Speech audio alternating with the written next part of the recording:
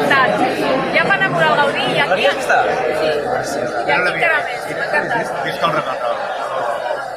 És preciós i com a actors ens fa molta il·lusió que gent tan jove amb un projecte que neix des de l'amor hagi saltat a un teatre com la Victòria i a més amb una adaptació superbenfeta, perquè del Gaudí a les quatre bandes a un escenari tan bèstia com aquest trobo que no ha perdut l'essència i que estan meravellosos i que ningú s'ho perdi perquè realment val molt la pena, és un supermusical, té molta energia, fan molt bé, treballen molt bé per els joves que són i veniu a Sugar també.